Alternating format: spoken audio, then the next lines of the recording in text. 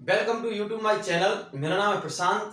मैंने आपको पहले हमने आपको ह्यूमन्स का विकास, जाइगोट ऑफ डेवलपमेंट पढ़ाया था। उसके बाद में प्लेसेंटा के कार्य, फंक्शन ऑफ प्लेसेंटा के कार्य के बारे में हमने पढ़ाया था। इसके बाद में अब हम नया टॉपिक चालू कर रहे हैं, गैस्ट्रुलीकरण या गैस्ट्रुलेशन। क्या करते हैं? गैस्ट्रुलीकरण या गैस्ट्रुलेशन। अब देखते हैं, इसमें मैंने सबसे पहले पढ़ाया था युग्मनज। कौन सी अवस्था पढ़ाई थी? युग्मनज। पहले हमने पढ़ाई थी युग्मनज। दूसरी हमने पढ़ाई थी आपके लिए मोरूला अवस्था। कौन सी अवस्था? मोरूला। मोरूला का क्या हुआ? निर्माण। क्या हुआ? निर्माण, मोरूला अवस्था। ठीक है। इसके बाद में ब्लास्टूला। कौन सा? ब्लास्टूला। और उसके बाद में गैस्टूला। कौन सा? गैस्टूला अवस्था। गैस्टूला। देखो, हमने पहले सबसे पढ़ा था ह्यूमन्स का विकास, डेवलपमेंट ऑफ जाइगोट। उसके बाद हमने पढ़ी थी मोरूला अवस्था पढ़ी थी। उसके बाद में ब्लास्टूला, और ब्लास्टूला के बाद में गैस्टूला। इसको गैस्ट्रुलीकरण या इसको समझने से पहले हम एक चीज देखते हैं, मोर्फोजेनेटिक गति। कौन सी गति? मोर्फोजेनेटिक गति। अब देखते हैं मोर्फोजेनेटिक गति क्या होती है। आकार की है अनुवांशिक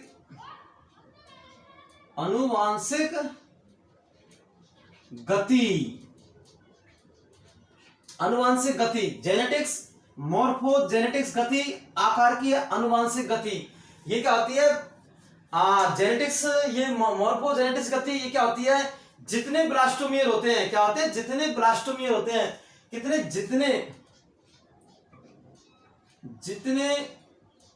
ब्लास्टोमियर होते हैं। कौन से होते हैं? जितने हमारे क्या होते हैं? ब्लास्टोमियर। जितने ब्लास्टोमियर होते हैं उनकी आंतरिक गुहा। कौन की? आंतरिक गुहा। देखो, हमने ब्लास्टोमियर का चित्र बनाया था, ऐसे डायग्राम। हमने ब्लास्टोमियर बताया नहीं बताया आपके लिए? ऐसे कर करके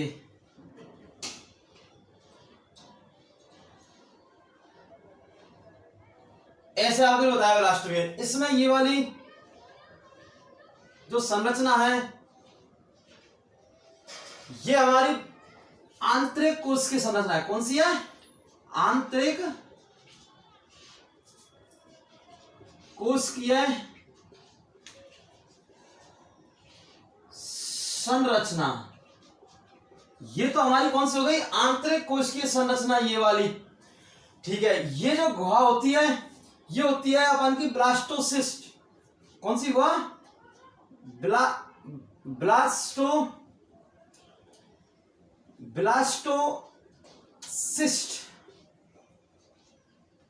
ब्लास्टोसिस्ट गुहा। कौन सी गुहा? ये वाली जो हमारी जो बीच में होती है, ये होती है ब्लास्टोसिस्ट गुहा। कौन सी गुहा? ब्लास्टोसिस्ट गुहा। और ये हमारा जो ऊपर की संरचना ये होती है ट्रेफोब्लास्ट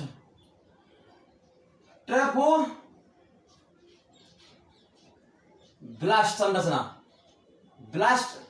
ये कौन संरचना थी? ट्रेफोब्लास्ट। हमने ब्लास्टोमेरी संरचना, ब्लास्टूला अवस्था, इसमें हमने देखा कि ये वाली संरचना थी, आंतरिक कोश की संरचना होती है। और ये हमारी अवस्था होती है ब्लास्टोसिस्ट गुहा या ब्लास्टोसील गुहा। कौन सी? ब्लास्टोसिस्ट या ब्लास्टोसील गुहा, ये वाली। और ये हमारा होता है ट्रेफोब्लास्ट। कौन संरचना? ट्रेफोब्लास्ट। ट्रेफोब्लास्ट आगे जाकर अपरा का निर्माण करती है, अपरा निर्माण में सहायक होती है। अपरा निर्माण में कौन सी? ट्रेफोब्लास्ट अपरा निर्माण में सहायक होती है। किसमें? अपरा निर्माण में सहायक होती है। किसमें? प्लेसेंटा में। किसमें? प्लेसेंटा में। किसमें? प्लेसेंटा के निर्माण में सहायक होती है ट्रेफोब्लास्ट अवस्था। और ये हमारी जो आंतरिक कोश की संरचना और ब्लास्टूला गुहा, ये ब्लास्टूला गुहा आगे जाके नष्ट होने लगती है या विलुप्त या समाप्त होने लगती है। गति करेगी तो इसके आकार में परिवर्तन होगा। किसमें? आकार में परिवर्तन, आकार में क्या होगा परिवर्तन। जो आंतरिक कोशिकीय संरचना गति करेगी तो आकार में क्या होगा, इसके में परिवर्तन होगा। किसके में, हमारी आंतरिक कोशिकीय संरचना समूह के जो आकार ये गति करेगी तो आकार में परिवर्तन होगा। तो आकार में जो परिवर्तन होता है इसे को इसलिए इसको मॉर्फो आकार में परिवर्तन, और ये गति आनुवांशिक रूप से होती है, जेनेटिक्स रूप से, इसलिए इस गति को हम मॉर्फोजेनेटिक्स गति कहते हैं। क्या कहते हैं, आकार की आनुवांशिक गति, क्योंकि इसके मॉर्फो मतलब आकार में परिवर्तन करेगी, ये गति करेगी, गति करने के साथ में इसके आकार में परिवर्तन होगा। अगर परिवर्तन होगा तो इस गति को हम कहेंगे मॉर्फोजेनेटिक्स गति। क्या कहेंगे, मॉर्फोजेनेटिक गति। आपके समझ में आ गई सारी संरचना, इसको क्या कहेंगे, मॉर्फोजेनेटिक्स गति। क्या कहेंगे, मॉर्फोजेनेटिक्स गति। और ये फिर जो संरचना है मॉर्फोजेनेटिक्स गति, ये जो संरचना है मॉर्फोजेनेटिक्स गति, ये 3 जनन स्तरों का ये जो गति करेंगी तो ये 3 जनन स्तरों का, किसका, 3 जनन स्तरों का निर्माण करेगी। क्या करेंगे, 3 जनन स्तरों का निर्माण करेंगे। 3 जनन स्तरों का निर्माण होगा, ऐसे लिख लो, निर्माण होगा, 3 जनन स्तरों का निर्माण होगा। किसका, 3 जनन स्तरों का। और 3 जनन स्तरों में हमारे पहले तो है, एक तो है एक्टोडर्म,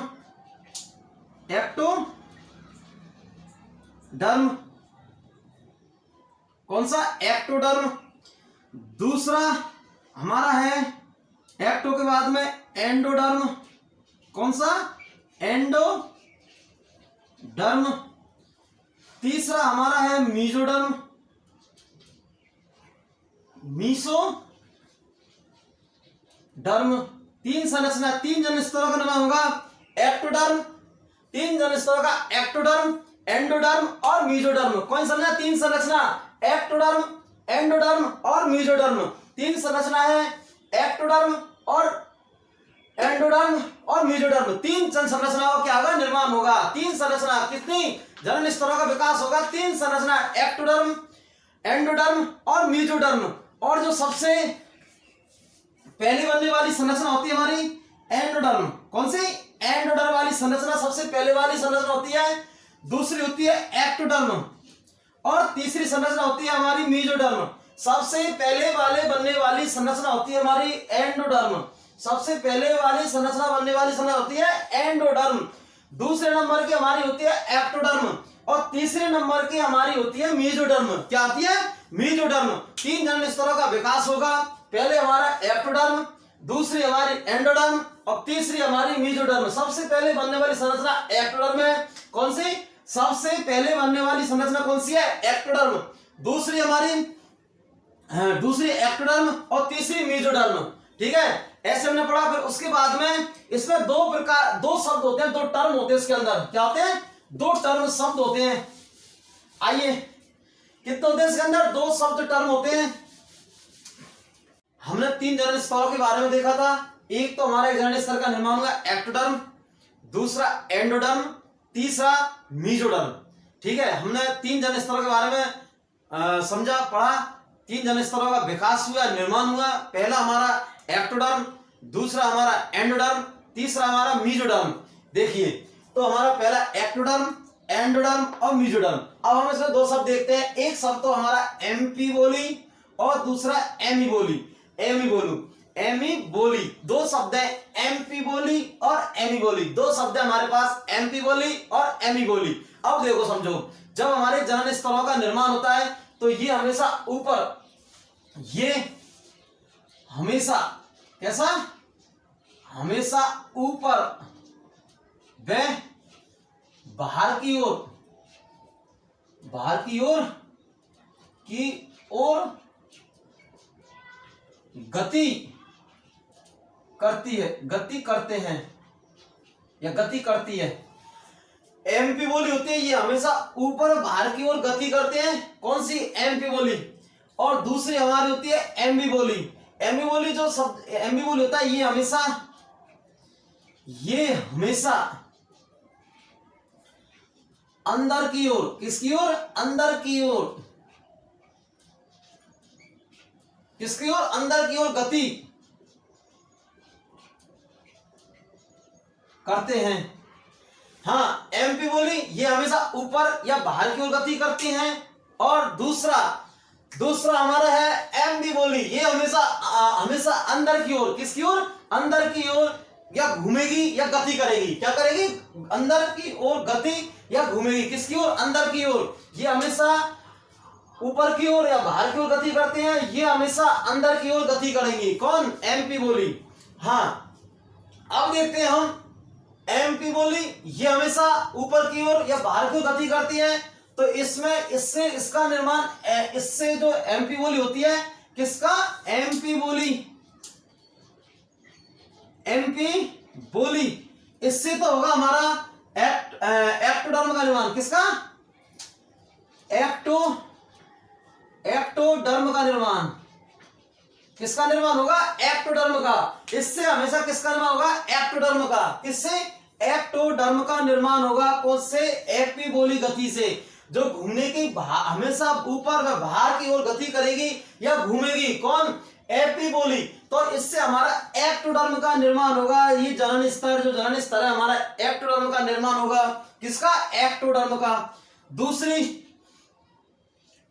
एमपी बोली, कौन सी है? एमपी बोली। ये हमेशा अंदर की ओर घूमेगी या गति करेगी, एमपी बोली। इससे हमारा एंडोडर्म व